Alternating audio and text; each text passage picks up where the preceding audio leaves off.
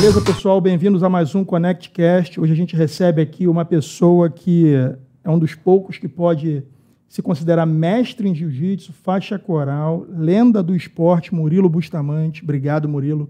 Obrigado pela presença. Seja muito bem-vindo. Obrigado a você, Alexandre, pelo convite. Um prazer estar aqui. Sempre um prazer falar de luta. Isso aí. Vamos lá, cara. Murilão, acompanho o jiu-jitsu e MMA desde muito novo, cara. Você sempre foi referência para mim e para todas as pessoas que acompanham o jiu-jitsu no Rio de Janeiro, no Brasil e no mundo, cara. Eu lembro que a primeira vez que eu vi você lutar ao vivo foi em 99, em 2 campeonatos, um brasileiro que você ganhou absoluto e o mundial, que eu acho que você fechou com o Paulão, se eu não me engano, o 4º mundial.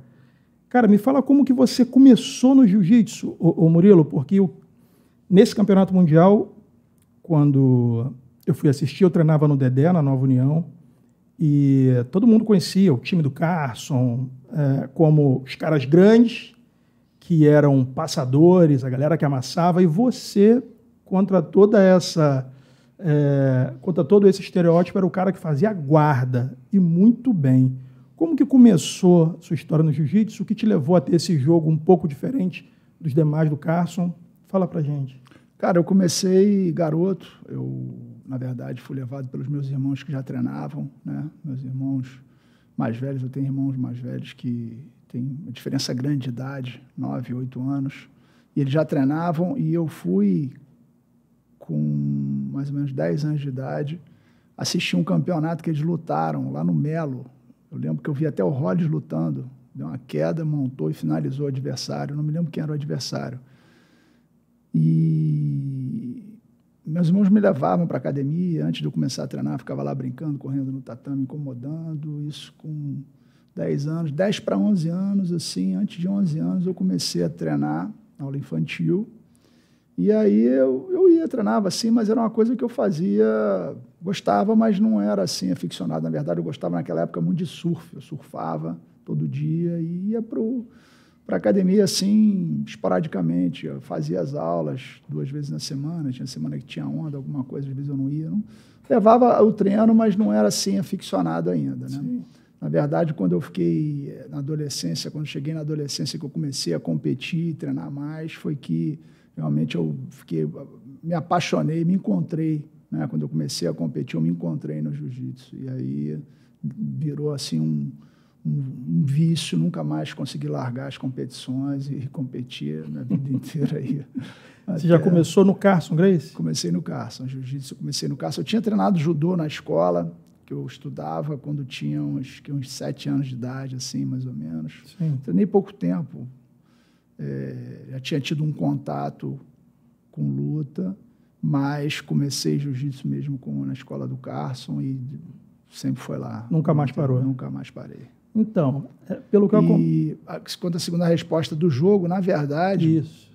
Eu sempre tive um jogo por cima, como todo mundo do Carson, né? Assim, mas eu fazia sempre guarda, a gente treinava muita guarda, tinha muitos bons guardeiros na academia, né? De La Riva, né? De La Riva, na verdade, era mais ou menos a minha geração, um pouquinho mais velho que eu, mas mais velhos do que nós. Tínhamos guardeiros, tinha o Rosenthal, tinha o Peixotinho, tinha o Rosado, que fazia uma guarda muito boa, o mestre Rosado. Então, tinha já muita gente fazendo guarda, mas o jogo da academia, da equipe, era um jogo passador por cima, de derrubar, de cair por cima. Eu me identificava muito com o Peixoto e com o Pinduca, que tinham jogos assim, um jogo bem sólido, bem seguro. Mas sempre treinei guarda, né? Sim. Mas nos campeonatos eu gostava de derrubar, me sentia mais confortável tentando derrubar e jogar por cima. Poucas vezes eu puxei para a guarda. Mas ficando mais graduado, comecei a ter mais confiança, desenvolver mais o meu jogo por baixo.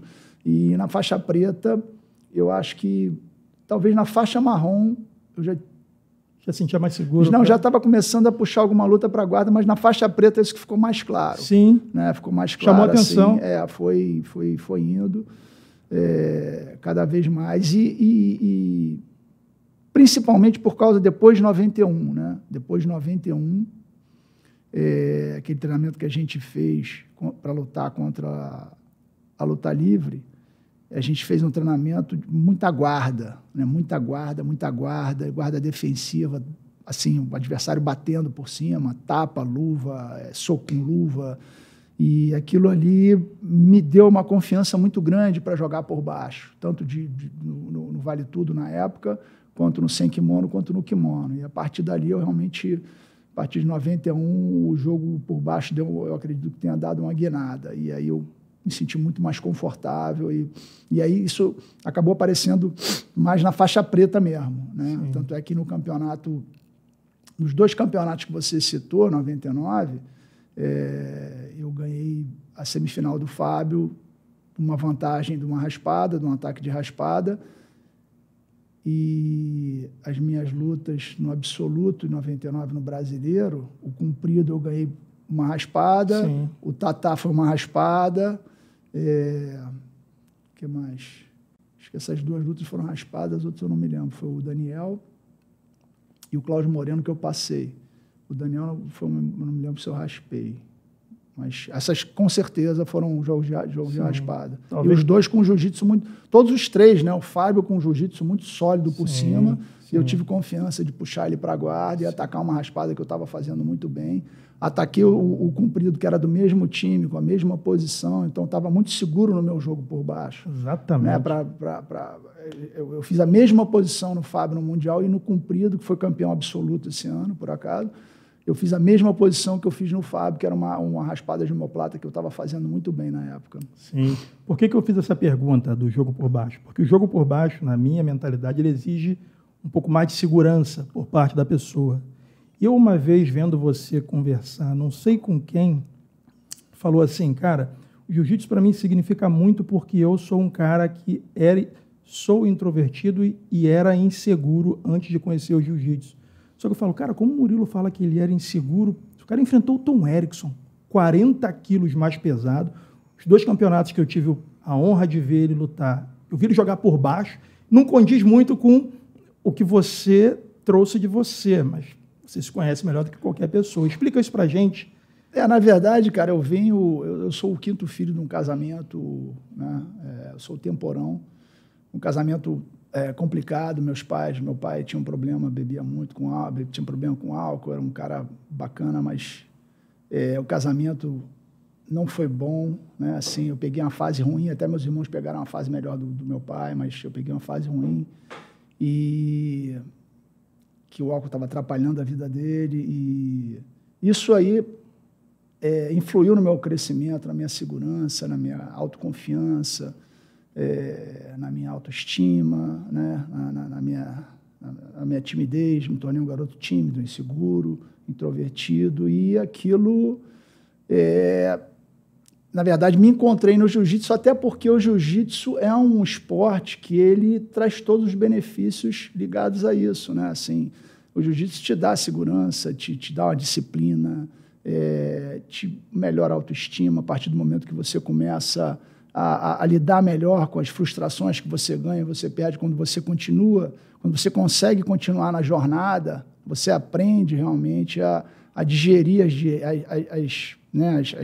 as derrotas que você vai ter no jiu-jitsu e na vida, né? Então, você cria, eu acredito que através do esporte, do jiu-jitsu, uma consciência de superação muito grande e uma fé muito grande. Eu acho que o jiu-jitsu sempre me deu uma fé. Eu lembro de lutas que eu estava perdendo e na minha cabeça era só assim, eu vou virar, vou fazer esse cara passar, pagar tudo que ele está fazendo. E aquela fé na minha cabeça, entendeu? Às vezes eu conseguia virar a luta, às vezes não. Mas aquilo na minha cabeça não parava de trabalhar, era um pensamento super positivo que me empurrava para frente, né? A luta que eu fiz contra o Rampage, por exemplo, estava completamente fora de forma, não tinha condição de lutar, não sabia nem se eu tinha gás para terminar a luta. Eu me lembro que eu sentava no corner e falava, cara, não dá mais, estou morto. O primeiro round foi 10 minutos, muito intenso. Sentei no corner e falei, cara, não dá mais, cara, para mim chega, não dá. E uma voz dentro de mim me empurrava para frente, falava, não, mais um round, eu ia, mais um round, segundo round, mesma coisa, eu cansado demais, apresentava, falei, cara, estou morto, cara, não vou aguentar. E uma voz dentro de mim sempre me empurrando para frente. Eu acho que isso aí, cara, com certeza vem dessa jornada de superação que você tem no esporte, de você né, a ser obrigado a conviver com situações desconfortáveis onde você não pode desistir, porque se você desistir, você está se entregando, e aquela coisa do jiu-jitsu te empurra para frente, né? E a gente transfere isso para a vida, e isso aí para mim foi fundamental, né, na formação da minha personalidade, do meu caráter, né? Essa coisa de você ser disciplinado, de você se superar, de você vencer as adversidades, né? Então, eu conseguia realmente enfrentar desafios na minha vida que, se não tivesse passado por toda essa história dentro do jiu-jitsu, seria muito mais difícil, né? Lutar num estádio para não sei quantas mil pessoas te assistindo, Sim. aquela coisa, aquela ansiedade, né? Crise de ansiedade que todo mundo tem quando vai participar Sim. de uma competição. O atleta tem um mix de sentimentos, né? Você você tem lógico que você tem aquele pensamento positivo que você vai ganhar, que você está preparado, mas você passa por fases de ansiedade ali Sim. no treinamento. Tanto é que você tem que segurar o atleta, porque se você deixar o teu atleta solto, né, ele vai querer treinar sem parar, porque ele está na ansiedade que ele quer e acaba, às vezes, virando fio. Então você tem que controlar as emoções ali, né? Isso aí é muito mental e o jiu-jitsu te ajuda, né? Então, foi um dos motivos que eu me encontrei no jiu-jitsu quando eu comecei a competir. Virou um combustível para você. Exatamente. Você sentiu a insegurança sumindo. Cara, você vai ficando mais seguro, vai tendo mais autoconfiança, vai tendo mais... a tua autoestima melhora, né? Eu acho que o jiu-jitsu para criança e para adolescente, independente do histórico familiar, é fantástico. Hoje em dia, a minha dedicação às aulas infantis é integral, né? As aulas que eu mais dou na minha academia são aulas infantis, né? Eu não trabalho mais com profissionais. Ajudo a coordenar o grupo. Eu tenho um treinador que trabalha com profissionais, que é meu aluno, Vitor Pimenta, hoje. Eu ajudo ele ali no que puder, mas eu não trabalho mais diretamente com profissionais hoje em dia. Hoje em dia eu trabalho com criança. Por opção, né, Murilo? Por opção. Eu acho que, cara, eu vivi minha vida inteira dentro das competições, participei assim, da formação de vários grandes atletas. Muito empolgante você estar ali participando, mas é uma coisa cansativa que te consome. Que te consome não, que você te exige, né? Não é consome, mas exige, né? Você está ali, Sim. Às vezes você viaja no Natal, viaja no Ano Novo, a tua agenda fica em função do atleta. E eu já vinha, aos poucos, desacelerando isso até que eu realmente cheguei a uma decisão que eu queria me afastar para me dedicar a outros objetivos, e um dos objetivos é formatar um currículo para a minha equipe, dar aula infantil, aproveitar mais a minha família, ter mais tempo com a minha família. Então, eu meio que mudei meus objetivos, mas fui um cara ligado à competição minha vida inteira, né? Realmente, as competições me fizeram muito bem. Sim. A próxima pergunta era que você já antecipou, que hoje você lida com crianças. Eu vejo, acompanho pelo seu Instagram, tem muita criança na BTT, acho que na BTT Lagoa, né? Cara, como que é para você? Eu queria saber se você vê... As pessoas podem até estranhar a pergunta, porque eu vou perguntar se é mais difícil ou mais fácil treinar uma criança. Por quê? O profissional exige muito de você em termos de tempo. Você começa a treinar de manhã com o cara, acompanha a preparação física, acompanha o treino de boxe, treino de wrestling. Só que a criança, naquele pouco tempo que ela está ali, a criança faz um treino ao dia, a responsabilidade que você tem, além da técnica do jiu-jitsu, deve ser muito grande, que deve exigir de atenção para que você possa, de repente, ter a sensibilidade de notar o que uma criança está passando, diferente da outra. Até onde vai essa relação ali, Murilo? A sua entrega durante uma aula para uma turma infantil, cara? Olha, eu posso dizer acertadamente que eu me tornei um professor melhor infantil para criança depois que eu tive filho. Comecei a compreender as crianças melhor, lidar com meu filho tem as questões dele, como toda criança. Não é fácil educar uma criança, é muito mais fácil você largar ele na frente da televisão, de um computador, de um joguinho, né, não se aborrecer com as questões, com as teimosias, Sim. etc. Quando você realmente se empenha nisso, você aprende muito, né? Você tem uma lição até de vida, de humildade, tua paciência aumenta muito. Então, eu acho que isso me ajudou muito a compreender melhor, né? A aula infantil é muito mais intensa, você tem que ter uma sensibilidade maior para compreender a criança, para para estimular, para motivar, para ensinar a criança a gostar. Porque às vezes a criança está ali na aula, mas ele nem gosta daquilo. Ele está ali porque o pai levou ele. Né? Se ele pudesse, ele não estaria ali. Estaria em casa vendo televisão, comendo biscoito. Né? Falo isso até pelo meu filho. Né? Então, você tem que ensinar a criança a gostar daquela atividade. Então, você tem que ter muita paciência, muita sensibilidade, se empenhar, muita atenção para a criança não se machucar na hora do treino. É uma hora de aula, ou às vezes até menos, mas é muito intenso. Você tem que se policiar, né? Porque todo mundo tem problema, todo mundo tem um lado emocional, às vezes você não está bem naquele dia, mas você tem que deixar tudo lá de fora do tatame, você tem que ser duplamente, assim, triplamente, sei lá, tem que ser muito profissional, cara. Você tem que ser, não pode deixar de forma alguma qualquer problema seu influenciar na sua aula, porque a criança é muito sensível. Qualquer coisa que você fale fora do contexto, você pode ter uma resposta ruim. Você tem que resgatar a sua melhor versão. Eu, por exemplo, eu evito palavras negativas na minha aula. Tipo, tá errado, tá ruim. Antigamente eu até falava isso. Não, tá muito ruim, isso eu vou melhorar. Hoje em dia eu procuro sempre me focar em palavras positivas. Vamos melhorar isso, cara. Tá bom, mas vamos melhorar. Às vezes foi uma posição horrorosa. Dá vontade de você falar para a criança, cara, mas isso está muito ruim. Né? Então, você tem que se policiar para você conseguir motivar aquela criança, né? Chamar menos atenção e motivar mais. Perfeito. Então, é uma forma diferente de você ensinar até um adulto. Né? Você tem que ser mais sensível, tem que ter mais sensibilidade, entender melhor. Às vezes, a criança é mais dispersa, as explicações têm que ser mais curtas, as posições mais simples, você dá muito detalhe, às vezes a criança se perde na explicação, já está olhando para o teto, aí você tem que ficar, ei, fulano, olha para cá, presta atenção, coisa e tal.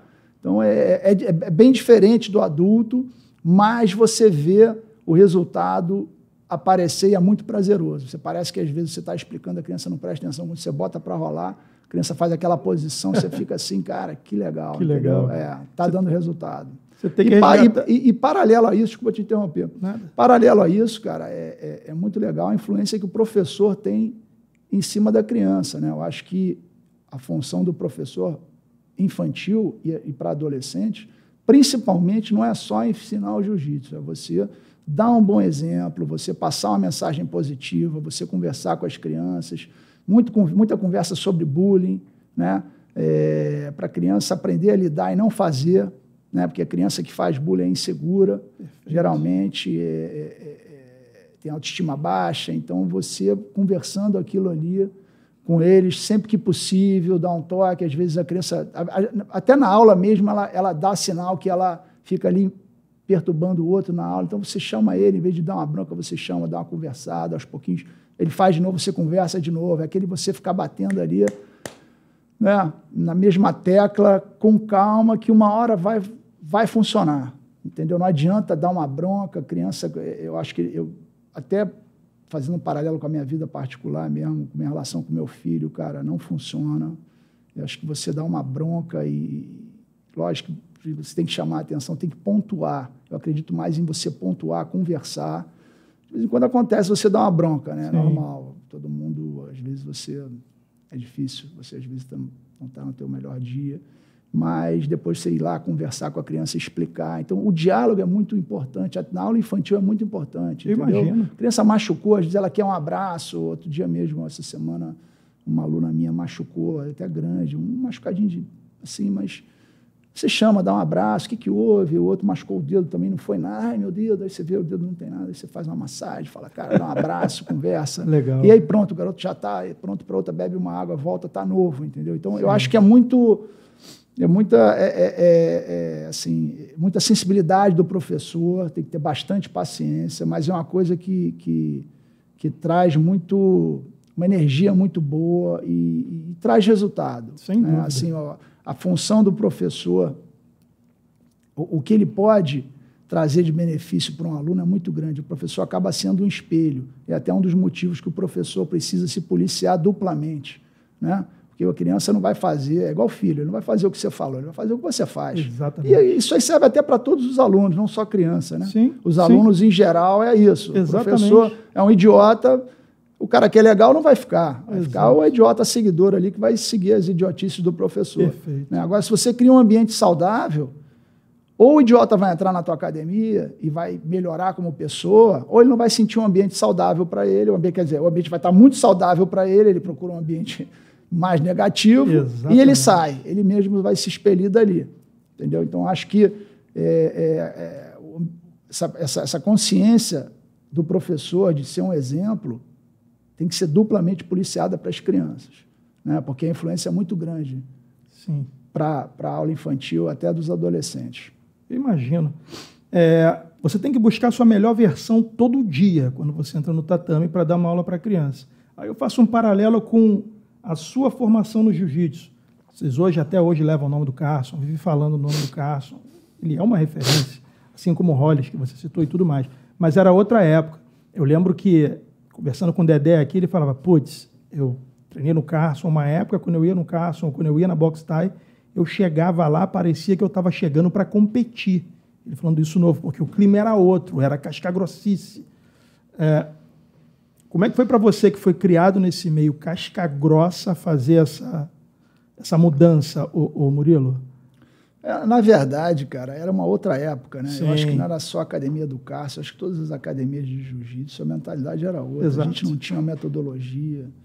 Era seleção natural, né? O cara fazia uma aula, 2 aulas de técnica, a terceira, quarta aula o cara estava rolando. E aí ele ia apanhar do outro, que faixa branca que chegou antes dele, que conseguiu resistir.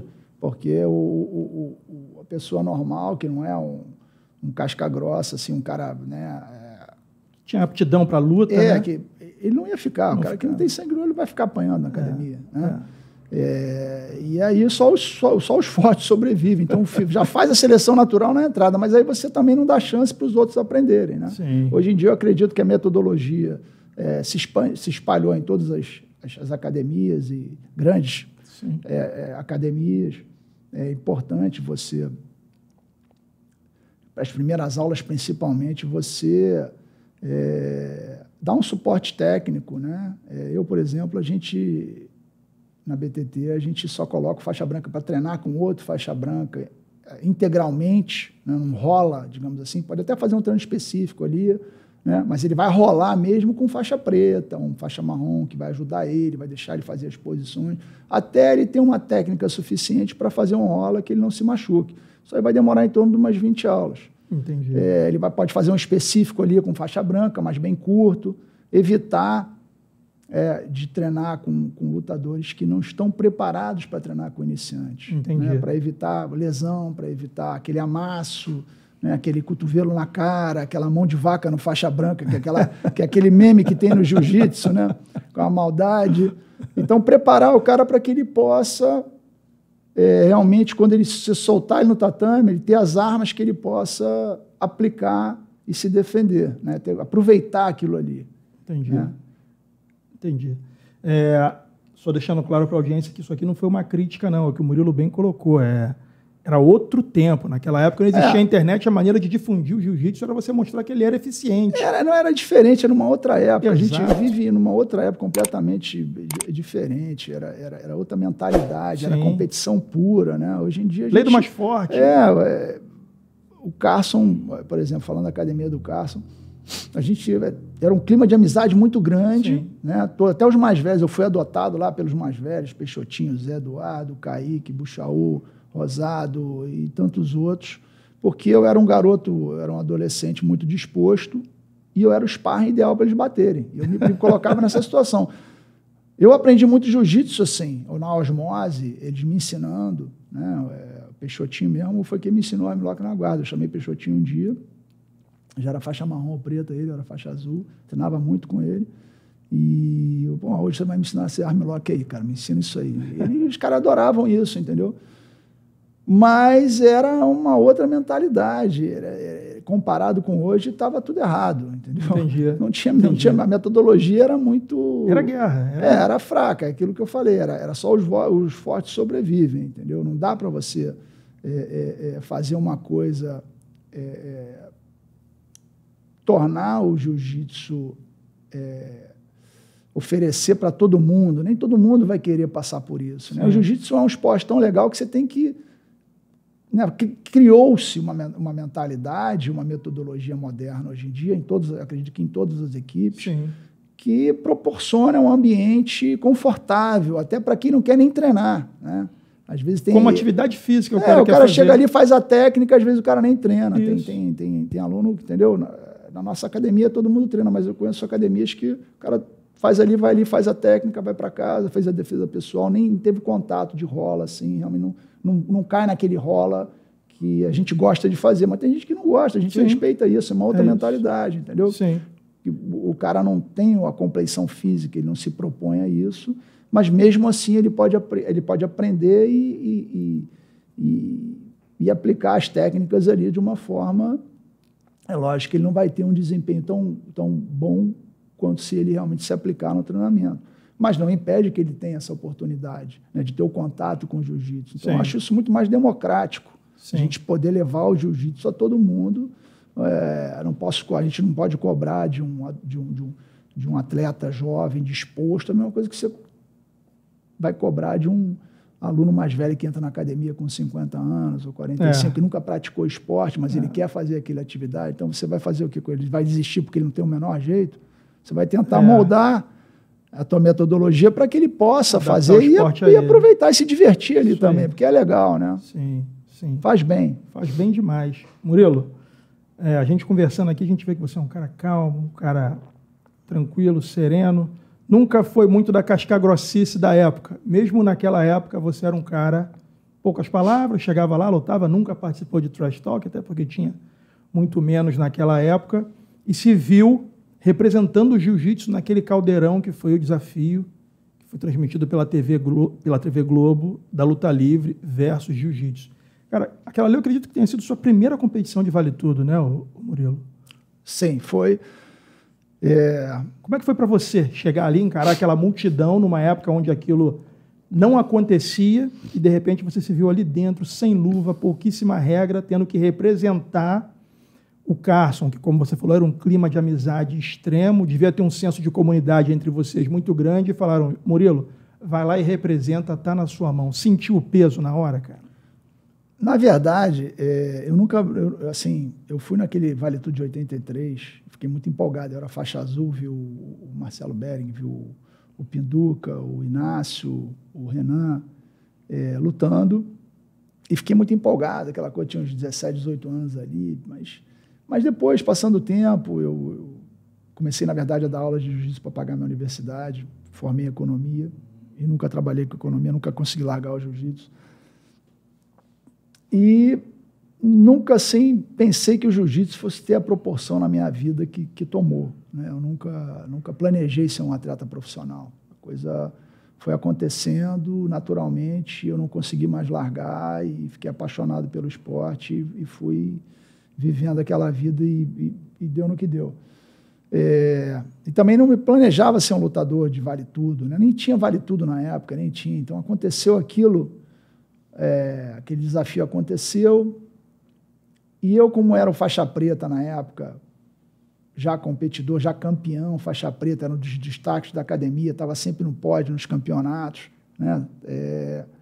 Eu me coloquei à disposição, né? Quando eu soube que ia ter o desafio da luta livre, que eles iriam no campeonato, eu me achei na obrigação de me colocar à disposição ali para ajudar da forma que eu pudesse, né, para lutar. E nessa época eu já estava em contato, assim, fiz uma amizade muito grande, né, improvável até, com o Marcelo Bering, que tinha lutado em 83 e era mais velho que eu, e a gente acabou que, assim, se conheceu até por acidentalmente mais, né? Eu saí, era garoto, tinha uns 18 anos, assim, e saí com o Petit. Um dia eu estava no Baixo Leblon com o Petit, eu era um molecão, assim, ali do Arpoador, e o Petit era, um cara que era, né, o Petit, para quem não conhece, o menino do Rio, era o cara que era, super surfista, o cara que,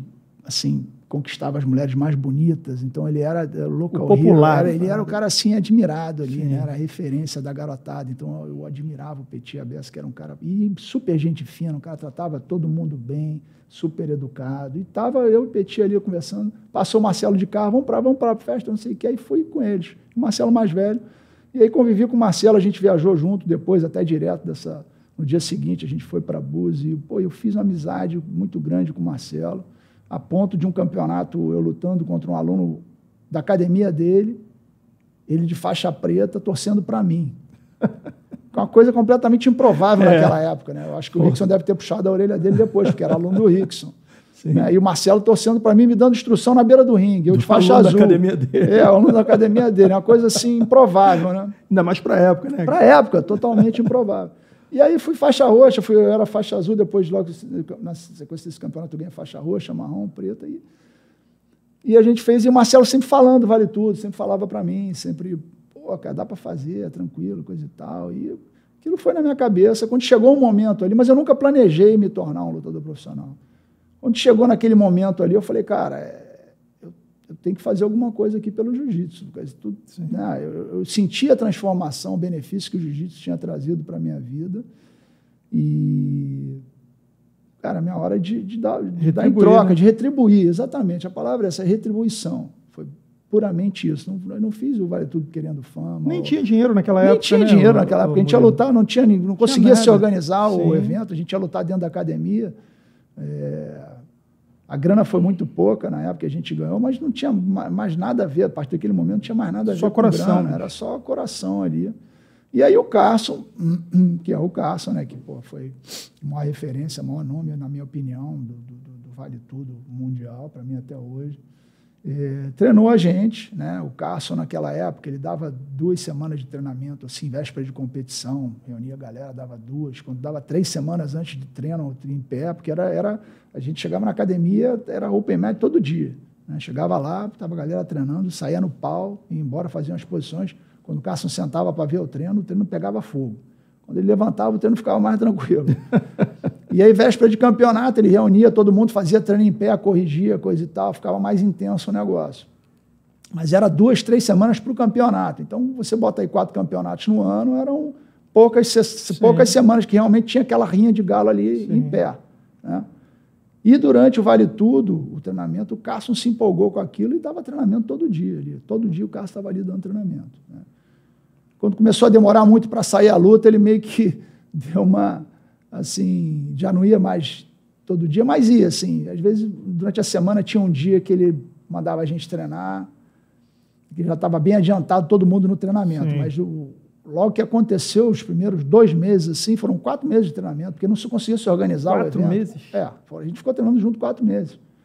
Eu, Marcelo, Fábio, o Marcelo trouxe o Fábio, eu trouxe o Marcelo para a equipe, o Marcelo ajudava o Fábio já, tinha amizade com o Fábio Gurgel, trouxe o Fábio, o Carson gostou do Fábio, o Valide, o Amauri teve hepatite, treinou bastante, mas depois teve hepatite, não pôde competir, o Marcelo teve uma infecção no cotovelo, também não pôde competir, e o Carson tentou botar alguns outros atletas, até o Edson Carvalho, o baiano, tentou botar o baiano, mas o Carson julgou que ele não estava preparado ainda para lutar e não colocou. Então ficamos nós 3 ali, eu, o Valide e o Fábio, treinando muito numa época, e o Carson em cima, né, ali. Então a gente tinha na época o melhor treinador possível. Sim. Aquilo ali deu muita confiança para a gente, né, muita confiança. A presença dele ali deu... E paralelo a isso, cara, as competições de jiu-jitsu, aquela rinha, aquela rivalidade toda no jiu-jitsu, aquilo ali ajudou muito a parte mental da competição. Porque, na verdade, depois que você está ali, é a parte mental, entendeu? Então, a ansiedade, a tensão pré-competitiva foi muito grande antes do evento. Assim, né? Chegando perto, a coisa foi aumentando. Sim. Quando marcou a data, que chegou perto, assim, a gente ficou... Mas na semana, assim, mesmo no dia... Eu fui de manhã, visitei lá o Grajaú, aí voltei, passei um dia assim, ansioso, né? Aquela tensão. Mas a hora que eu cheguei lá, na hora do evento, um nervosismo muito grande, aí entrei no vestiário, fui me acalmando. E aí, cara, na hora da minha luta, eu estava, assim, completamente preparado, a mente preparada, descansado, cara, assim, até me surpreendeu, né, confortável, deu tudo certo ali, graças a Deus. Não senti pressão nenhuma ali em cima, cara, nervosismo zero. Legal, zero. legal. Isso deve refletir lá na frente, quando você enfrenta o Tom Erickson, que era um cara maior do que você. Chuck Liddell, apesar de não ser um cara maior do que você, era de uma categoria que era uma categoria acima da que você costumava lutar. Desses caras que você enfrentou no início da jornada da migração do Vale Tudo para o MMA, Murilo, qual era o gringo que mais te chamava a atenção? E por que eu estou perguntando isso? Porque no início o jiu-jitsu era uma surpresa para muitas pessoas. E aí depois começaram a aparecer aqueles caras do Raw, Real American Wrestling, do Rico Chiapparelli, que já eram os caras que entendiam alguma coisa da relação do jiu-jitsu na luta. Quando vocês começaram a ir lutar nos Estados Unidos e começaram a ver esses gringos um pouco mais espertos, qual foi a chave, qual foi o estalo? Deu algum estalo? Alguém te chamou a atenção e você começou a ver que tinha que aperfeiçoar um pouco mais, começar a abrir as portas para outras modalidades? Como que foi essa transição na sua cabeça? Vamos lá. Cara, uma coisa na minha vida que eu sempre fiz quando eu cheguei na faixa preta, que eu cada vez me sentia mais confiante, e depois até dessa luta de Vale Tudo, né? Até depois dessa luta de Vale Tudo contra a luta livre, eu não pretendia me tornar profissional. Né? Mas a coisa tomou, até porque não tinha eventos, não tinha dinheiro envolvido, era uma coisa assim que aconteceu pontualmente ali. Não tinha mercado. Né? Quando começou o UFC nos Estados Unidos, o Pride no Japão, o mercado se abriu e começou a rolar uma grana, né? Porque a gente não tinha grana no esporte. Né? O jiu-jitsu não tinha dinheiro, não tinha patrocínio, não tinha prêmios em dinheiro, então você se matava ali para treinar, para receber uma medalha. Uma medalha, né? Completamente amadora, né? A situação completamente amadora ali. Então, quando começou a aparecer uma grana, a gente... Opa, né? Vamos, isso aí, pô, dá para a gente fazer, né? Sim. Dá para a gente competir nisso. E aí, eu fui convidado em 95, tentou se organizar uma luta minha com o Hugo Duarte, que não tinha lutado em 91, né? Ali ia ser no Scala, ali na frente de Melo Franco. Era organizada ali até o filho do Chico Recarei, que era dono do Scala, que estava querendo organizar, e eu fiquei treinando para aquela luta, e acabou que a luta não aconteceu. E no meio, assim, durante o treinamento, apareceu um convite para lutar no Japão, um evento no Japão. E, como eu estava organizando o treino de MMA, até por causa da minha luta, né, o treino de Vale Tudo, eu estava puxando o treino de Vale Tudo na academia do Cássio, eu trouxe alguns atletas que eu via potencial, que eu gostava. Um deles era o Carlão Barreto. Né? Então, o Carlão, na verdade, já estava treinando comigo, que eu estava dando aula, eu e o Bolão, a gente juntou para formar uma academia. Eu arrumei um ponto muito bom no Leblon, no Rio de Janeiro, chamei o Bolão para a gente formar uma equipe, a gente formou uma equipe, e o Carlão era aluno do Bolão. E aí se tornou meu aluno, e eu vi um potencial no Carlão muito grande. Eu falei, cara, vamos treinar Vale Tudo, eu vou lutar, me ajuda aí. Trouxe ele para me ajudar. E ele estava indo muito bem no treinamento, e aí eu recebi esse convite para lutar no Japão, o mercado já se abrindo, né? No Japão. Sim. O João Alberto Barreto, que me convidou.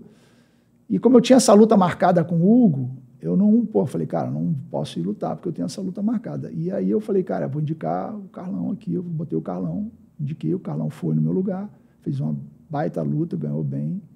E acabou que a minha luta, por ironia do destino, não saiu. A minha luta não aconteceu. Ficou para lutar e não rolou. Não rolou.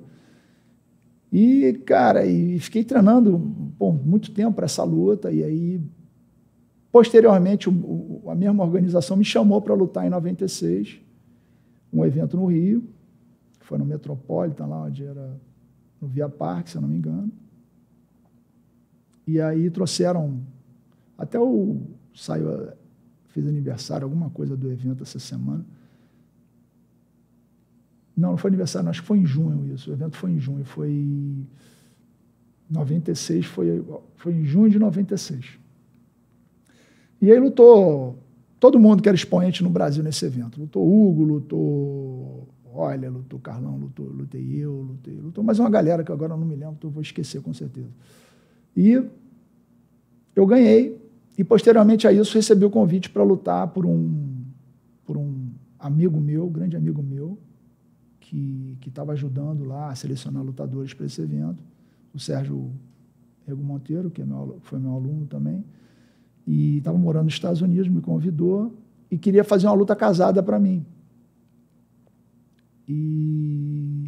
Porque tinha um cara no evento que era um cara duríssimo, que ele já conhecia, que ele estava morando nos Estados Unidos, e o cara era o Tom Erickson. Putz. Já era conhecido. Ele falou, cara, vou te botar, tem esse cara no torneio, quem é que você indica para colocar aí? Quem é que você quer colocar nesse torneio? Tem vaga para 3 lutadores. Aí, cara, como o Carlão estava comigo direto, meu aluno treinando junto, eu falei, cara, vou botar o Carlão, vou botar o Zé Mário. Indiquei os dois. Aí ele falou, então vamos botar o Carlão, que é mais pesado, maior, no evento de 8 lutadores para lutar com o Tom Erickson. Eu falei, cara, não posso fazer isso, o Carlão é meu aluno. Se o cara é duro, quem vai lutar sou eu. E eu já estava com 30 anos de idade ali, numa fase que, na verdade, eu estava querendo me testar. Né? Na verdade, eu tive isso durante a minha vida toda. Eu sempre quis me testar e ver até que ponto o meu jiu-jitsu ia. Né?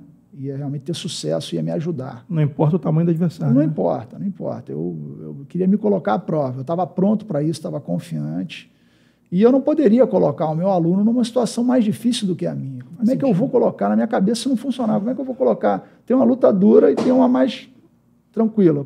Eu vou botar o meu aluno numa luta mais dura? Essa matemática não fecha na minha cabeça. Né? Até porque também eu estava querendo me testar. Sim. E aí eu entrei no torneio, o Carlão pegou uma luta casada, era um torneio de Rússia contra Brasil. O Renzo lutou contra o Takhtarov, o Carlão lutou com uma luta casada, o Zé Mário uma luta casada, os dois finalizaram, não me lembro como. O Renzo ganhou deu uma pedalada no Takhtarov. E eu fiz o torneio de 3 lutas, fiz 2 lutas, 3 lutas na mesma noite. 2 lutas eu tive sorte, deu tudo certo, eu consegui passar bem, rapidamente. E a terceira luta já era a final esperada, estava um de cada lado da chave, até eu acredito por causa disso. Já era esperada uma final entre eu e o Tom Erickson. E o Tom Erickson treinando com o Rico Chaparelli, que era aluno do Renzo, que já treinava jiu-jitsu, e pelo que os caras falavam, era um cara duro já de jiu-jitsu, tinha uma noção boa.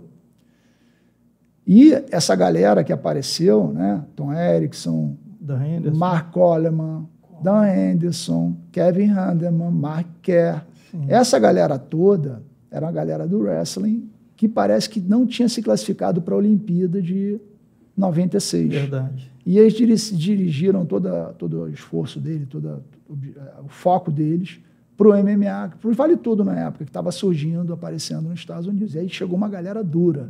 Fazendo estrago. O Mark Coleman foi para o UFC, fez um estrago danado, né, amassou todo mundo. Kerr veio no Brasil, né? O Mark Kerr veio no Brasil, fez um lutaço com o Fábio, e depois foi para o Japão fazer estrago. O Tom Erickson apareceu também fulminante, o Kevin Handeman também, então o Dan Henderson. Então, apareceu uma galera muito dura e que começou a procurar conhecimento de jiu-jitsu. Né? E eu fiz uma luta com o Tom Erickson muito dura, 40 minutos. Pela regra, se desse empate... Quer dizer, não tinha nem tempo, na verdade, a luta. Né? A luta era sem tempo. Até foi mudando durante o... na verdade, não, minto. Na verdade, a luta eram 30 minutos. Isso. A luta eram 30 minutos. O Macaco era juiz, né? Ele entrou, ele não foi o juiz da minha luta, mas ele estava no corpo de jurados, ele foi no meu vestiário, avisou que eram 30 minutos a final. Quando eu entrei no ringue, o juiz me avisou que eram 30 minutos a final, e durante os 10 primeiros minutos, depois dos 10 primeiros minutos, o juiz avisou que não tinha mais tempo. Então, eu estava lutando ali, um cara muito grande, e a luta, dificílima ali. Você estava pesando quanto? Estava pesando 90, o Tom Erickson 130. Meu Deus. Sempre super preparado, um cara gigante, aquela coisa, valia tudo, cotovelada, cabeçada, uma luta tudo. Duríssima. E 10 minutos não tinha mais tempo. Eu falei, bom, vamos embora, vamos lutar, né? Aí chegou 30 minutos, eles botaram mais 10 minutos, acabou sendo 40 minutos de luta. Então, cara, foi uma luta duríssima, foi considerado empate no final, saí bem machucado, ele também, mas pelo peso eu fiquei com a cara bem inchada, bem machucado, e foi empate. E depois daquilo, cara, eu queria pegar um wrestling do meu peso, né? Eu falei, cara, agora eu quero lutar com um wrestling do meu peso, vamos lá, quem é que vai ser? E aí, em 97, criou-se aqui no Rio o Pentagon, que era patrocinado pelo Sheikh Tarnum, que é o cara que é de Abu Dhabi, que hoje em dia, se eu não me engano, é sócio do UFC, sim, e cara criador do ADCC, que é o torneio mais famoso do mundo, sem luta. E ele patrocinou o Pentagon, ia patrocinar o evento direto, assim, era um evento novo que ele ia ficar. E o Nelson Monteiro, que era o organizador, me perguntou, cara, quem é que você quer trazer? Com quem você quer lutar? Eu falei, cara, eu quero lutar com o melhor do meu peso que tiver. Aí tentamos o Frank Shamrock, e tinha dois caras, o Frank Shamrock e o Jair Bolanda. Sim. Eu acho que ele tentou o Frank Shamrock por algum motivo e veio o Jair Bolanda, que era ali o peso médio do UFC, era o campeão peso médio do UFC na época. E ele veio. E aí foi uma luta dura, eu dei sorte, consegui vencer por uma pedalada, deu tudo certo. E aí eu fiquei tentando entrar, né, nos eventos lá fora. Mas ainda não tinha mentalidade assim né, só mesmo com a formação da Brazilian Top Team foi que a gente começou a fazer um estudo mais aprofundado de artes marciais no geral, para melhorar os nossos atletas, todos nós os fundamentos, mesmos, todos os fundamentos. Né? Até então era boxe e jiu-jitsu que a gente trabalhava. Né? Até 2000 era boxe e jiu-jitsu. A única coisa que eu fazia, só isso. E aí em 2000 foi que a gente, por acaso o Dario Gola estava no Brasil, tinha lutado um evento e ficou morando aí, não me lembro o motivo exato, que era o Dario Gola, foi meu professor de wrestling durante muitos anos, um cara assim tecnicamente muito refinado, dava um treino muito bom. A gente contratou ele para a Brazilian Top Team e ficou dando treino para a nossa equipe durante muito tempo. Né?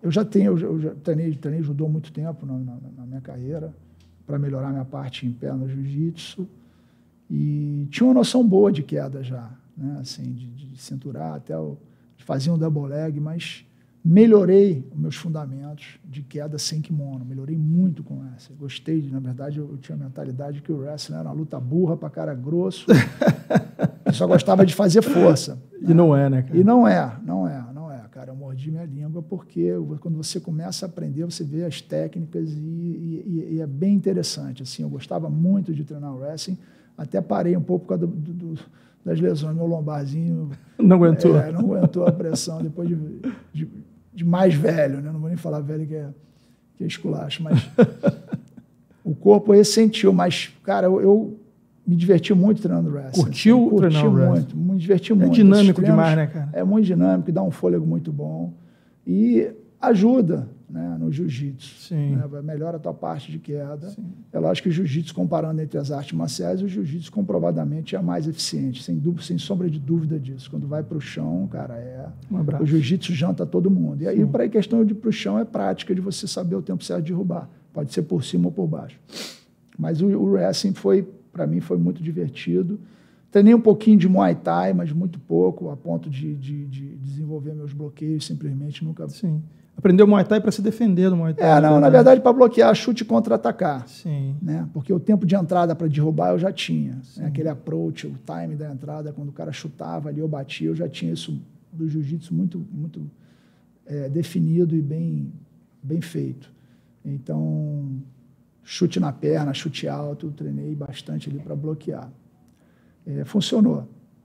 Mas a mentalidade era essa, a gente criou um ambiente para os nossos atletas, onde a gente tinha professores de diversas modalidades, tentando melhorar os atletas da melhor forma, formar um atleta perfeito. Nosso objetivo na Brazilian Top Team foi esse, a gente ficou ligado, na época no Vale Tudo, a transição para o MMA, durante muito tempo.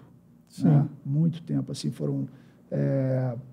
os 8 primeiros anos, os oito primeiros anos, a gente focou basicamente na luta de Vale Tudo MMA. Né? Depois a gente foi mudando os objetivos. Entendi. Eu mesmo fui mudando meus objetivos ali, mas o mercado era muito grande, na verdade, eu estava lutando aquilo, todo mundo envolvido naquilo, as somas não tinham somas iguais no jiu-jitsu, então muita gente me pergunta, se fosse hoje, você iria se você fosse lutador de jiu-jitsu, iria para o MMA? Eu acho que eu acabaria indo em algum momento, mas seria uma transição mais lenta, não tão assim...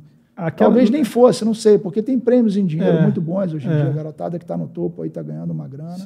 Né? Eu acho que pode até ganhar mais, mas está ganhando uma grana, consegue viver. Atletas que conseguem viver como atletas. Na minha época era impensável isso. Todo atleta de ponta estava dando aula ou tinha alguma profissão. Verdade. O cara competiu, ele era advogado, ou era economista, ou era... Né? Ou dava aula de jiu-jitsu. Ninguém vivia do jiu-jitsu puro. Puro, como atleta, como lutador, só se fosse de família rica e a família patrocinasse. Sim, fato. Mas não me lembro de ninguém assim que, entendeu? Verdade. Vivesse exclusivamente do jiu-jitsu. Não tinha dinheiro envolvido nisso. Na época, o mercado era muito pequeno. E agora o mercado cresceu no mundo. Os atletas de jiu-jitsu têm premiações boas, que eu acho que podem até melhorar mais, que a garotada merece, o esporte merece. Mas já dá para a garotada viver de kimono. Sim, né? dá. Nem todo mundo que está no kimono hoje em dia vai para o MMA. E nem todo mundo que está no MMA está ganhando muito dinheiro. A galera que está na camada de baixo de eventos como o UFC talvez ganhe até menos do que um bom atleta de jiu-jitsu que faz vários seminários e ganha prêmios em dinheiro. Sim, hoje. Com certeza. Né? Com certeza. O sol vai brilhar mais quando ele começa top a ranquear. 10 ali. Quando ele começa a ranquear, eu acho ali top 10 ou até talvez top 15 ali, começa a clarear a vida dele. Mas até ele chegar no topo, ele vai roer um osso. Você, Murilo, foi o primeiro brasileiro a vestir um cinturão, de fato, do UFC. Temos outros campeões, que é o Marco Ruas, ganhou o torneio, o Vitor ganhou o torneio, o Royce ganhou o torneio. Você foi o primeiro a vestir o cinturão. E o que me chamou a atenção é que você ganhou o cinturão do Dave Manning, não foi? Isso. E arrebentou com o Matt Lindland, botou para baixo, inclusive, ele que era o wrestler de ponta, né? Era treinador da seleção americana de wrestling. Botou o cara para baixo, finalizou, Big John não viu, teve que finalizar de novo na mesma luta e, de repente, saiu do UFC, dando uma de engenheiro de obra pronta. Se arrepende de ter saído do UFC naquele momento para ter ido para o mercado japonês ou não? Na época era o melhor a ser feito. Na época, o Pride era o melhor evento do mundo, o maior evento do mundo e o que mais pagava. Entendi. Né? Mas o fato, cara, é que eu não saí por opção própria, assim. Eu acabei saindo, mas o que aconteceu, cara? A minha luta contra o Matt Lindland foi a última luta do contrato. Sim. Tá? Eu tive uma lesão na mão, uma infecção no meu dedo que me atrapalhou o treinamento, e eu estava muito inseguro, e era a minha última luta do contrato. Eu tentei pedir para o meu gerente, meu agente na época, o Marcelo Tetel, para contatar o UFC para renovar o meu contrato antes da luta. Porque eu não sabia o que ia acontecer. Eu não estava treinando direito, assim. Eu não conseguia treinar direito, então estava inseguro. E o Tetel foi e os caras não quiseram renovar. Entendi. Eles estavam apostando todas as fichas dele no Matt Lindland, que era o campeão ideal para eles. Entendi. Com certeza, o campeão ideal era o que? Era um americano, atleta olímpico, atleta mundial, vice-campeão olímpico, vice-campeão mundial. Famoso lá. O cara, teoricamente, mais conhecido que eu. Eu não falava inglês bem, né? Assim, arranhava ali aquelas palavras de sobrevivência ali. Help. I'm sorry. Give me a hambúrguer. Né? Aquela coisa. Mas era o cara que eles queriam, era ele. Não tem sombra de dúvida, é normal isso, é natural. Que é fazer o evento ter mais popularidade. Lá fora. E o tiro saiu pela culatra. E aí depois eles me ofereceram até uma grana boa, depois da luta, mas não era o que eu esperava. E pelo meu contrato, eu tinha dinheiro, eu tinha direito a olhar o mercado. Né? Eu poderia tinha determinado tempo, depois da proposta, no contrato, para olhar o mercado e tanto tempo para dar a resposta a eles. Entendi. E eu fui no mercado, dei uma olhada, olhei o Pride não quis me contratar diretamente, porque eu era atleta do UFC e voltei para aceitar a proposta. Quando eu voltei para aceitar a proposta, os caras jogaram a proposta para o mesmo patamar, igual a proposta que eu tinha ganho na minha última luta. Entendi. E eu achei aquilo ali uma falta de respeito, até porque a luta teve aquele histórico conturbado. Sim. Né? Eu venci, finalizei o cara, tive que voltar a lutar. Falei, cara, peraí, isso até é uma falta de respeito aqui comigo. Pô. O acabei de fazer um lutaço aqui, finalizei o cara 2 vezes. Né? Na minha cabeça era aquilo. Mesmo que ele dissesse que não tinha batido, na minha cabeça eu finalizei ele 2 vezes. O juiz me prejudicou, querendo ou não. Não acho que tenha sido intencional, mas me prejudicou. E você quer me pagar o mesmo valor que você me pagou nessa luta, depois de tudo que eu fiz aqui nesse serviço limpo, né? Você me entregou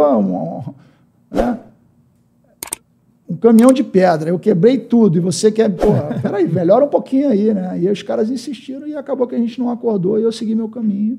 Na verdade, não tinha nem... O Pride não me contratou diretamente, ainda fiquei um tempo boiando, só depois, em 2003, que eu voltei a lutar. Mas eu acho que foi um erro de cálculo deles muito grande. Eu acho que nunca mais eles fizeram isso. Acho que nunca mais eles deixaram um campeão sem contrato. Na verdade, eu acho que nem pode mais hoje. Ao pegar o cinturão, você automaticamente tem que defender, se eu não me engano. Eu não sei como é que é o contrato hoje em dia, mas com certeza eles mudaram. Entendeu? Tomaram uma lição ali que, né, poderiam ter feito a coisa certa naquele momento. Ter um cara, naquela época do meu nível, lutando da maneira que eu estava lutando, vai deixar o cara... Deixar o cara ir para outra organização? Deixar o cara sem contrato, numa luta de campeonato, de cinturão. Desculpa, mas é uma burrice muito grande. Foi uma burrice muito grande. Né? Mas o UFC não era o que era, então é difícil falar. É difícil falar. Se o UFC fosse o que era hoje em dia, ou até depois, quando comprou o Pride, né, é lógico que naquele momento eu ia, sabendo que o evento é o maior do mundo, você vai se ajeitar para ficar ali. De algum jeito ia dar. Né? Mas não era isso que era, e o evento não tinha esse tamanho, não tinha essa força toda. E eu tinha, na verdade, o sonho de lutar no Japão. Né? Como todo praticante de arte marcial, eu acho, né? Falando de mim, né? Não vou dizer todo, que é até... Mas eu tinha o sonho de lutar no Japão. E na época o Japão fazia um show com o Pride. Não era só espetacular. Eu já tinha ido no Pride antes, eu ajudei no treinamento do Alan contra o Sakuraba, contra o Kalmalenko, tinha ido com o Alan 2 vezes ao Pride e tinha ficado assim, fui em 98, fui em 99. 50 mil pessoas naquela época, né, mesmo? Era assim, dependendo do evento, era bem grande. E, cara, aconteceu. Não me arrependo. Eu acho que meu trabalho no Japão foi muito gratificante. Foi assim... Tanto como técnico quanto como lutador, como lutador. Né? Tive experiências ótimas na minha vida. Que eu não posso dizer, não passaria isso para passar outra. É difícil. Não, é impossível falar. É difícil falar. Por isso que eu falei, engenheiro pronto. O destino me levou para esse caminho e não me arrependo. Entendeu? Se na época o UFC fosse o maior evento do mundo, maior do que o Pride, é lógico que eu não teria aceitado a primeira proposta deles. Ou teria tentado melhorar ali, não sei, mas não era o caso. No caso, o Pride era o maior evento do mundo e pagava melhor. Né? Me fala uma coisa, Murilo. Você, na época, migrou para o Japão. Não de imediato, mas depois você foi lutar no Pride. Lutou com o Rampage, lutou com o Dan Henderson, fez várias lutas, lutou o GP, né? O GP dos médios. E, cara, você sempre foi um cara você falou em limpo aí, eu relacionei a aspectos.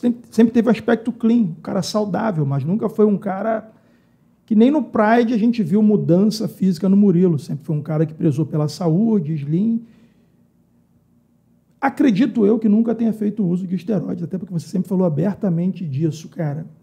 Como é que você viu quando você começou a ver no Pride, no Japão, que não tinha restrição a isso, os adversários provavelmente anabolizados, aparecendo na sua frente, e você, um cara puro, sentiu algum senso de injustiça, falou, meu irmão, a vida é como é, vou para dentro, em algum momento falou, não, é do jogo, não sei se eu tomo, não sei se eu não tomo. Como é que você encarou isso, cara? Na verdade, eu nunca tomei nada, isso aí você pode perguntar. Não, nem precisa. As pessoas sempre falou isso. Pesam a mesma coisa, você vê o meu rosto, pega as fotos. Primeira coisa para você saber se o cara tomou ou não tomou, você pega a foto dele jovem, pega a foto dele mais velho, e você vai ver, você vai comparar a fisionomia, você vai ter ali uma resposta. E o físico muda também, né? O físico muda. Então, um dos meus maiores orgulhos na minha carreira é nunca ter trapaceado. Cara, eu nunca fiz nada que pudesse eu sou um esportista antes de mais nada, cara. Antes de ser um lutador, eu sou um esportista. Tenho orgulho disso, entendeu, cara? Eu vou ganhar com as minhas habilidades, com a minha força, com o meu corpo, da forma que eu vim ao mundo, entendeu? Não vou me prostituir, em hipótese alguma, por causa de um resultado, né? Isso aí é vaidade, né? E é contra... o que o esporte... né? A mentalidade, a filosofia esportiva, a filosofia das artes marciais, né? Então, a gente sabe que tem, né? Eu já sabia que tinha até no jiu-jitsu. Competir contra atletas, tenho certeza disso, né? Difícil eu provar, porque eu não vi o cara tomando, mas tenho certeza que eu competi na minha carreira contra diversos atletas que faziam uso do esteroide, né? De esteroide anabolizante, de testosterona. Tenho certeza disso, eu sabia disso na época, mas é aquilo, como você falou, faz parte do jogo. Faz parte do jogo. É igual você ficar também, deprimido porque foi roubado pelo juiz. Isso, né? isso. Eu acho que eu fui prejudicado várias vezes na minha carreira, não só no MMA, no Vale Tudo, no Jiu-Jitsu. Faz parte do jogo, cara, acontece. É isso aí. Acontece, você vê o jogo de futebol ali, a decisão, o cara não marcou o pênalti, o outro time foi lá e mudou. Acontece, cara, o esporte é isso, entendeu? Você vai ser prejudicado, você pode ser beneficiado, não sei. Sim. Mas faz parte do jogo. E também a parte, você não pode se deixar abalar por fatores externos. Isso foi a principal mentalidade que eu tinha, né, que eu tenho. Né? Os fatores externos vão aparecer. Por exemplo, te dar um exemplo aqui claro. Quando eu lutei contra o Tom Erickson, o cara era gigante. Muito grande. Gigante. Eu pesava 90 quilos, o cara 130 quilos. O cara parecia um lenhador, assim, natural. Assim. Mão grande. Digo, o cara ele é grande de natureza. Se ele tomou alguma coisa, eu não sei. Também não vou afirmar, não tenho a menor ideia. Não faz a diferença nenhuma para mim.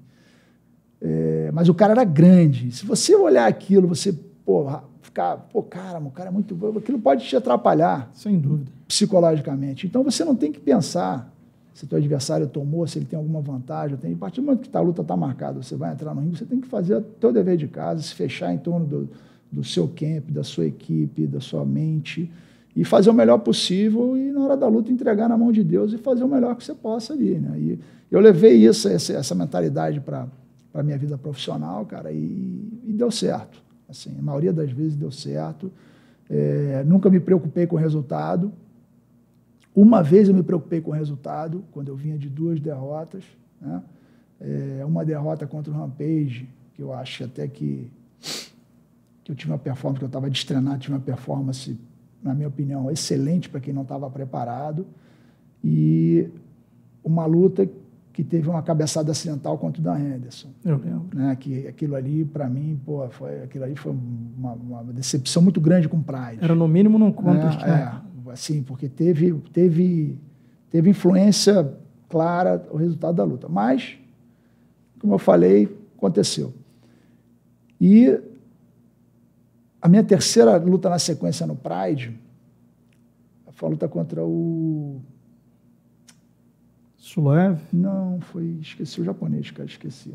E antes da luta, a minha agente falou, olha, você não pode perder essa luta de jeito nenhum, senão vão te cortar do evento. Putz. Cara, aquilo ali você não pode falar uma coisa dessa pro atleta, entendeu? Nunca. Foi a única luta na minha carreira você lutou para não perder. Não, eu me preocupei em não perder.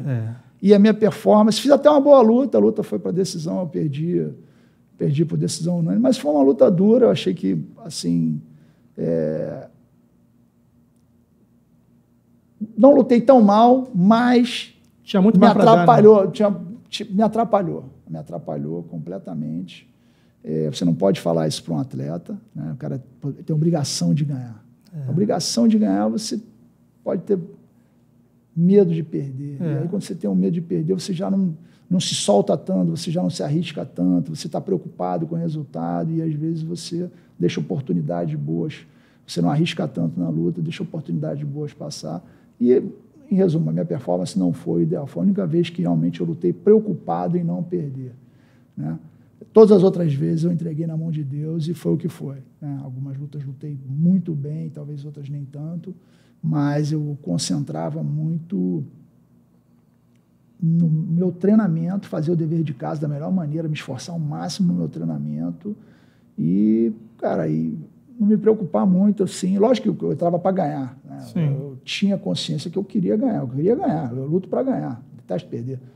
Mas é aquela coisa que eu não vou ficar ali, não posso perder, aquilo ali me atrapalha. Congela, eu deixava né? isso entrar na minha cabeça, né? E paralelo a isso, não fazia nada né? Eu acho o anabolizante é uma prostituição do esporte.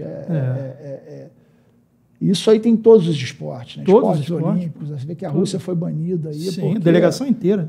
O uso de anabolizante. Então, e tem muito no jiu-jitsu também, né? A gente sabe que tem. Quem está nos bastidores sabe que tem, que é um dos males do esporte em geral. E falando do meu esporte, que é o jiu-jitsu, eu vejo muito isso.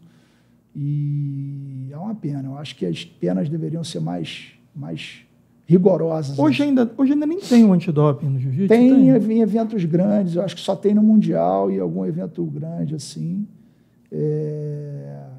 Mas eu acho que as penas são muito brandas, né? Eu acho que deveriam ser mais rigorosas para banir, né, essa prática. Sim. Não dá mais para o esporte, porque o que acontece? Você cria um ciclo aí que você, né, tem atletas aí faixa azuis que já estão preocupados em fazer ciclo, em tomar, porque ele vê o cara que ele não vai chegar, ele acha que ele não vai chegar, entendeu? E o cara que quer ser natural, hoje em dia o cara está prejudicado, entendeu? Às vezes o cara olha para cima e fala, cara, não vou chegar porque não dá para lutar com esse cara puro. Não dá, entendeu? Então é um problema no esporte em geral, um problema no jiu-jitsu. Eu acho que as federações que regem o esporte tinham que tomar uma atitude mais dura, né? Tinham que ser mais rigorosos quanto às punições. Até porque quem não faz o uso já entra na desvantagem, querendo ou não. Exatamente. Por mais que no mental você não deva projetar isso, mas o cara... E no MMA a mesma coisa, né? No MMA reposição hormonal. Acabou. Reposição hormonal. Reposição. Como assim reposição? Cara, um rapaz de 35 anos, de 30 anos de idade... Teu ápice foi com qual idade, Murilo? Você sentia bem, cara? Cara, eu acho que o MMA, a partir dos 30 anos, que você está forte, atualmente está mais... Assim, você está forte em todos os aspectos, mentalmente, fisicamente, né? Você suporta mais situações adversas. Então, eu acho que 35 anos ali, cara, foi realmente... E o detalhe, cara, até que me chamou a atenção, que aos 39 anos eu lutei o Grand Prix do Pride peso médio. Cara, eu estava voando. Fiz 2 lutas na noite, assim, treinava na academia, um bando de atleta jovem, mais jovem do que eu, e treinando junto, e treinando mais, e sem uso de nada, entendeu? Então, eu acho que dos 35 até os 39 anos, assim, e meio, quase 40 eu já comecei a sentir o corpo já, assim, entendi. Um pouquinho, a idade já chegando. Mas, e minha última luta aos 45 anos, eu treinava com a intensidade alta, mas eu descansava mais. Né? Você mais jovem, eu sentia na recuperação. Mais jovem eu treinava e recuperava mais rápido. Entendi. Então eu treinava com a intensidade muito alta e recuperava mais rápido. Fazia treinos, assim, a média de 12 treinos por semana. Sim. Alternando treino duro, treino dependendo da semana. A média da galera que fazia o TRT no Ultimate era 35 anos. Rampage, Forrest Griffin, o próprio Vitor, uma galera. E não era reposição, na verdade, né, cara? É isso aí, cara. Pelo amor de Deus, né? O cara tomando reposição hormonal com 35 anos, não tem condição isso. Não tem condição. O cara tá cheio de hormônio ali. Ele só não vai estar com hormônio, se vai ter deficiência de hormônio se tiver algum problema hormonal ou se inibiu de alguma forma a produção de hormônio. Inclusive o uso. Tomando alguma coisa antes. O cara tomou alguma coisa antes e aí... certamente vai cair com o tempo, vai inibir a produção de testosterona no corpo. Sim. E aí o cara vai precisar fazer uma reposição. E no MMA é mais delicado, Murilo, porque se você tiver dopado, seu adversário não, tu dá um chute na cabeça do cara, o cara morre, você acabou com o esporte. Porque vai ter um monte de gente falando, o atleta dopado mata o outro em evento de MMA. Né? É ruim de todos os jeitos. Mas eles trabalham mais hoje em dia. Muito mais. Eles têm Os caras vão de surpresa. Eles estão mais focados nisso. Sim. Mas eu acho que ainda tem esse calcanhar de Aquiles aí, que é o TRT, que eles permitem, ou permitiam, não sei como é que tá, não permitem mais, né? Não, baniu geral. Então ótimo. Usada não deixa. E se pega hoje em dia, o cara pode pegar até 4 anos. Eu acho que isso é suficiente. Eu acho que é uma punição de 4, 5 anos. Ou então é um ciclo olímpico, né? Eu acho que tinha que pegar e vitalício. Vai fazer outro esporte. 10 anos de punição, o cara acabou a carreira dele. Né? Vai fazer outro esporte, porque esse aqui você foi pego. Né? Para passar a mensagem, né, para o jovem que o crime não compensa. Né? Se o cara tem a mensagem que o cara que tomou foi pego, passou um tempo, ele continua competindo e tendo resultado, é aquela coisa que o cara, o criminoso foi preso, ele roubou ali milhões, mas ele ficou preso um pouquinho, vale a pena, porque depois o cara vai usufruir de toda aquela fortuna que a gente vê aí no Brasil, esses problemas. Né? Exatamente. Esses problemas aí, né? O cara vai preso, sai e vai usufruir dos milhões que ele tem guardado aí limpo, né? Não tem mais impunidade, a mãe dos males. Pois é. Então, eu sou mais rigoroso quanto a isso. Né? Eu acho que alguém tem que falar. É isso. Né? Alguém tem que tocar nesse ponto. Todo mundo ficar calado. Não vejo muita gente falando nisso. Tem que ser mais falado mesmo. Eu acho que é um até porque você hoje dá aula para criança. Sua criança, seu aluno que é criança hoje, amanhã é adolescente, ele vai te perguntar, e aí, Murilo, posso tomar? Tu vai falar que não, mas você faz uso. Ele falou, você toma. É complicado. Cara, é complicado. Sempre toco no assunto aqui, procuro tocar no assunto com alguns atletas, porque eu acho que vale a pena a gente falar. Você que se dedica agora à aula para criança, você tem moral para dar esse exemplo e falar, nunca usei. Tem uma capa da tatame que é você com 39 anos, 39 às vésperas depois da primeira fase do GP, eu lembro. Você no arpoador, antes da final. Não, o arpoador foi cinturão. Foi cinturão. Isso, foi depois da primeira Murilo, fase. Murilo 3.9 participando do GP do Pride, se sentindo super bem. Eu falei, caramba, bicho. E no Pride não tinha o antidoping. Eu falei, cara, Murilo purão, não há mudança no físico e vai botar a cara, bicho. Isso aí. Desafio. Murilão, cara, obrigado pela sua presença, meu amigo. Para a gente foi uma satisfação e uma honra ter você aqui, fazer essa resenha. Você é exemplo para todo mundo que ama esporte, ama jiu-jitsu, ama MMA. É um exemplo de mestre, de pessoa e de pessoa de caráter. Obrigado por ter vindo. A audiência, sem dúvida nenhuma, vai agradecer e vai gostar dessa resenha, meu amigo. Quem quiser conhecer a BTT Lagoa, ela fica onde, Murilo? BTT Lagoa, dentro da Associação Atlética Banco do Brasil, na Lagoa. Todos convidados para conhecer, fazer uma aula experimental. E, obrigado a você pelo convite, Alexandre. Parabéns pelo trabalho, o podcast. Está trazendo feras aí. Obrigado. Né? Pedro Riso, Dedé, a galera, Carlão, só a galera nota 1000. Parabéns, cara. Obrigado, meu irmão. Obrigado. Um abraço, galera.